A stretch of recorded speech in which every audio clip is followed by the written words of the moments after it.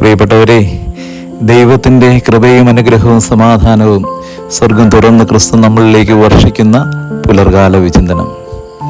ഈ പ്രഭാതത്തിൽ ദൈവത്തിൻ്റെ കൈകളിലേക്ക് നമ്മളെ ഏൽപ്പിച്ചു കൊടുത്തുകൊണ്ട് നമുക്ക് പ്രാർത്ഥിക്കാം. യേശുവേ, അങ്ങയുടെ ആണിപ്പഴുതുള്ള കരം എൻ്റെ നെറ്റിത്തടങ്ങളിലേക്ക് ചേർത്ത് വെച്ച് ഈ പ്രഭാതത്തെ തിരുരക്തം കൊണ്ട് എന്നെ അവിടുന്ന് നനയ്ക്കണമേ, കഴുകി ശുദ്ധീകരിക്കണമേ എന്ന് ഈശോയോട് പ്രാർത്ഥിച്ചുകൊണ്ട് ഇന്നത്തെ ഈ തിരുവചനം നമുക്ക് ശ്രവിക്കാം.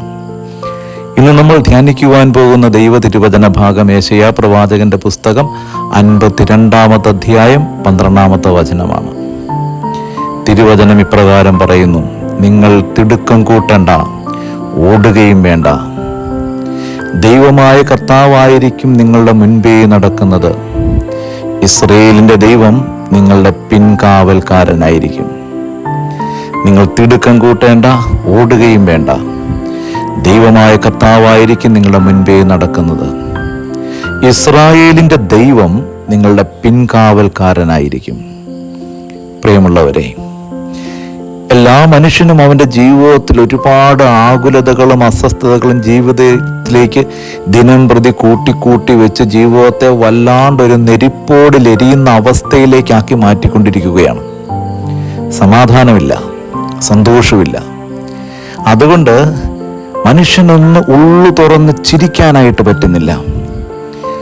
മനുഷ്യന് പരസ്പരം ഒന്ന് നല്ലപോലെ ഒന്ന് മനസ്സ് തുറന്ന് സംസാരിക്കാനായിട്ട് പറ്റുന്നില്ല.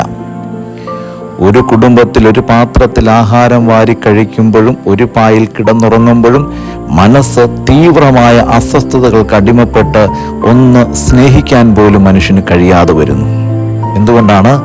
ദിനം പ്രതി മനുഷ്യൻ ഉത്കണ്ഠകളുടെ അടിമയായി മാറിക്കൊണ്ടിരിക്കുന്നു. ഒരുപാട് പ്രതിസന്ധികളുടെ അടിമയായി മാറിക്കൊണ്ടിരിക്കുന്നു. എന്നാൽ തിരുവചനം ഇപ്രകാരം പറയുന്നു: നീ ഓടണ്ട. നിന്റെ ദൈവമായ കർത്താവ് നിന്റെ മുൻപേ കാവൽക്കാരനായി നടക്കും. ദൈവം നിന്റെ മുൻപേ നടക്കും. കർത്താവ് നിന്റെ മുൻപേ നടക്കുമ്പോൾ നീ എന്തിനാണ് ഓടി അവൻ്റെ ട്രാക്കിന് മുമ്പിൽ കയറാനായിട്ട് ശ്രമിക്കുക? പലപ്പോഴും നമ്മുടെ ഉത്കണ്ഠകളും നമ്മുടെ ജീവിതത്തിൻ്റെ ആകുലതകളും കണ്ണുനീരും എല്ലാം കനം വെച്ച് വരുവാനായിട്ട് കാരണം നമ്മൾക്ക് ജീവിതത്തിലൊന്ന് ഓടിപ്പിടിക്കാനുള്ള വ്യഗ്രതകൾ കൊണ്ട് ജീവിതത്തിൽ നിറയ്ക്കുമ്പോഴാണ്.